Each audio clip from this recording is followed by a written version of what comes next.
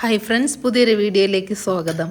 ചിലർക്കൊക്കെ റാഗി കാണുന്നതേ ഇഷ്ടമില്ല. അതിൻ്റെ ആ നിറവും അതിൻ്റെ ആ ടേസ്റ്റും ഒന്നും ഇഷ്ടപ്പെടാത്തവർ ധാരാളമുണ്ട്.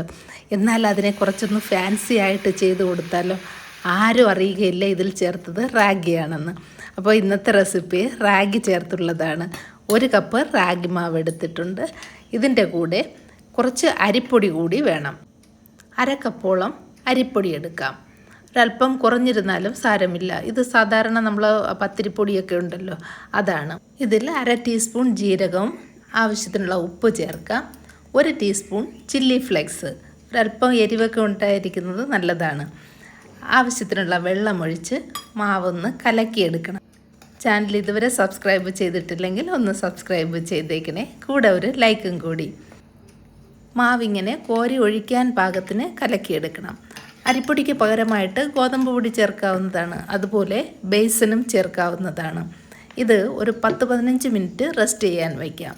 ഇനി ഇത് കുറച്ച് കളർഫുള്ളാക്കാൻ വേണ്ടി ഒരു ബീട്രൂട്ടിൻ്റെ 1/4 ഭാഗമാണ് ഞാൻ എടുത്തത്. ഇത് പച്ച ബീട്രൂട്ടാണ്, വേവിച്ചതൊന്നുമല്ല. ഒരല്പം തേങ്ങയും കൂടി നല്ലതുപോലെ ഒന്ന് അരച്ചെടുത്ത് വയ്ക്കാം.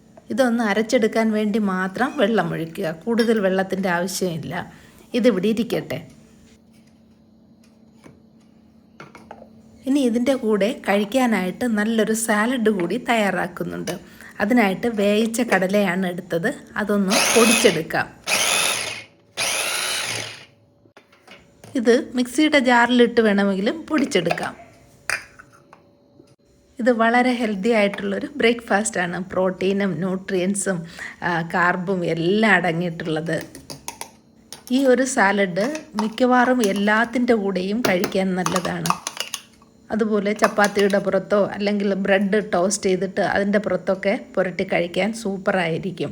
ഇത് നല്ല കട്ടിയുള്ള തൈരായിരുന്നു ചേർത്തത്. 1 ടീസ്പൂൺ ചില്ലി ഫ്ലേക്സും 1 വെളുത്തുള്ളി ഇതുപോലൊന്ന് ഗ്രേറ്റ് ചെയ്തിടണം. നല്ലൊരു ഫ്ലേവറാണ് ഈ പച്ച വെളുത്തുള്ളിയുടേത്. ഒരു പ്രാവശ്യം നിങ്ങളിത് ഉണ്ടാക്കി നോക്കിയാൽ വീണ്ടും വീണ്ടും വീണ്ടും നിങ്ങൾ ഉണ്ടാക്കും. അത്രയ്ക്ക് നല്ല ടേസ്റ്റാണ് ഈ ഒരു സാലഡിന്. ഇതൊന്ന് മിക്സ് ചെയ്ത് കൊടുക്കാം. നന്നായി മിക്സ് ചെയ്തതിന് ശേഷം ഇനി ഇതിൽ ചേർക്കേണ്ടത് 1/2 ടീസ്പൂൺ പെപ്പർ പൗഡറും 1 ടീസ്പൂൺ ഒലിവ് ഓയിലുമാണ്. 1 മുറി നാരങ്ങ നീരും കൂടി ചേർക്കാം. എൻ്റെ കയ്യിൽ കുറച്ച് ലെറ്റ്യൂസ് ഉണ്ടായിരുന്നു, അതും കുറച്ച് മല്ലിയിലയും കൂടി ചെറുതായിട്ട് അരിഞ്ഞ് ചേർത്താൽ നല്ല ടേസ്റ്റായിരിക്കും.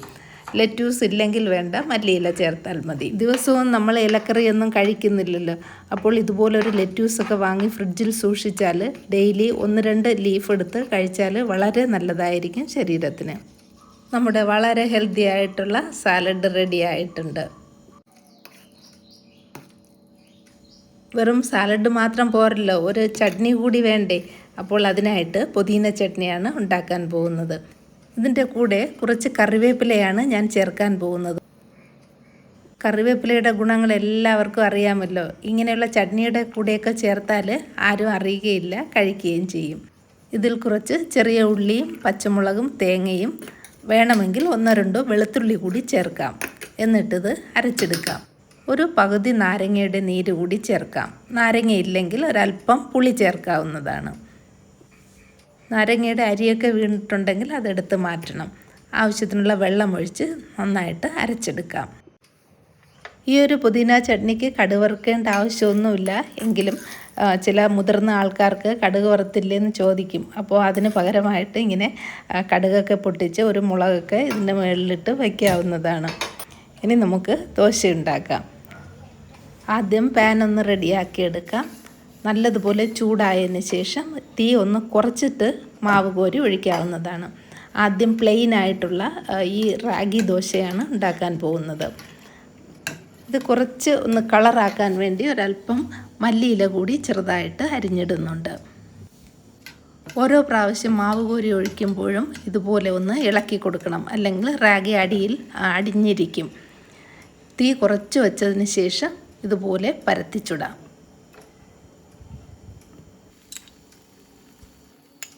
അല്പം നെയ്യോ എണ്ണയോ ബട്ടറോ ചേർക്കാം. ഇനി ഇത് മറിച്ചിടാം.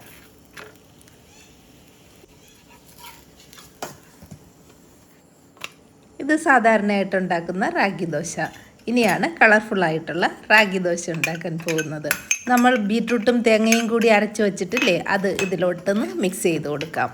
പ്രത്യേകം ശ്രദ്ധിക്കേണ്ടത് ബീറ്റ്റൂട്ട് അരയ്ക്കുന്ന സമയത്ത് വെള്ളം കുറച്ചേ ഒഴിക്കാവുള്ളൂ. അല്ലെങ്കിൽ പിന്നെ ഇതിൽ വീണ്ടും നമുക്ക് മാവൊക്കെ ചേർക്കേണ്ടി വരും. പച്ച ബീറ്റ്റൂട്ടല്ലേ ചേർത്തത്, അപ്പോൾ ഇത് വേകാനായിട്ട് ഇത്തിരി സമയമെടുക്കും. അപ്പോൾ തീ ഒന്ന് കുറച്ച് വയ്ക്കണം.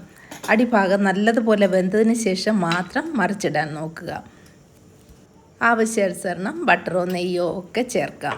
മിക്കവാറും പേർക്ക് റാഗി അത്ര ഇഷ്ടമില്ല. അതുപോലെ അതിൻ്റെ കളറും അത് ചവയ്ക്കുമ്പോൾ ഒരു കരകരപ്പായിട്ടുള്ള ഒരു ടെക്സ്ചറും ഉണ്ടല്ലോ. എന്നാൽ ഈ റാഗിയിൽ ഒരു ഉരുളക്കിഴങ്ങോ അല്ലെങ്കിൽ ഇതുപോലെ ബീറ്റ്റൂട്ടോ അല്ലെങ്കിൽ നമ്മുടെ ചീരയില, മുരിങ്ങയില ഒക്കെ ഉണ്ടല്ലോ, അതിലേതെങ്കിലുമൊക്കെ ചേർത്ത് കളർ മാറ്റി നമുക്ക് ദോശ ഉണ്ടാക്കാം. നല്ല ടേസ്റ്റുമാണ്, വളരെ ഹെൽത്തിയുമാണ്. ഇത് കണ്ടാൽ ആരെങ്കിലും പറയുമോ ഇത് റാഗി ദോശയാണെന്ന്? വളരെ ഹെൽത്തി ആയിട്ടുള്ള ഈ റാഗി ദോശ ഡയബറ്റിക് പേഷ്യൻറ്റിനൊക്കെ വളരെ നല്ലതാണ്. പക്ഷേ എൻ്റെ അമ്മയ്ക്ക് ഇതൊന്നും ഇഷ്ടമില്ല. അമ്മയ്ക്ക് പഴയ രീതിയിലുള്ള ആഹാരങ്ങളോടാണ് കൂടുതൽ താല്പര്യം. പുതിയ തലമുറയിലുള്ള ധാരാളം പേർ ഇപ്പോൾ ഹെൽത്തി ആയിട്ടുള്ള ഫുഡ് കഴിക്കാനായിട്ട് താല്പര്യം കാണിക്കുന്നുണ്ട്. നമ്മൾ ഇത്തരം ഭക്ഷണങ്ങൾ കഴിക്കുകയാണെങ്കിൽ മക്കളും തീർച്ചയായിട്ടും ഇതുപോലുള്ള ആഹാരങ്ങൾ കഴിക്കാൻ ഇഷ്ടപ്പെടും. ട്രൈ ചെയ്ത് നോക്കുക. കുട്ടികൾക്ക് ടിഫിനായിട്ടോ രാത്രി ഡിന്നറിനോ ഒക്കെ ഉണ്ടാക്കാൻ പറ്റിയതാണ്. ഈ 2 വീഡിയോയും നിങ്ങൾക്ക് ഇഷ്ടമായെന്ന് വിചാരിക്കുന്നു. ഇഷ്ടമായെങ്കിൽ ലൈക്ക് ചെയ്യുക, ഷെയർ ചെയ്യുക, കമൻറ്റ് ചെയ്യുക, സബ്സ്ക്രൈബ് ചെയ്യാൻ മറക്കരുത്. വീണ്ടും പുതിയൊരു വീഡിയോയിലൂടെ കാണാം. Thank you for watching mother's cooking lab.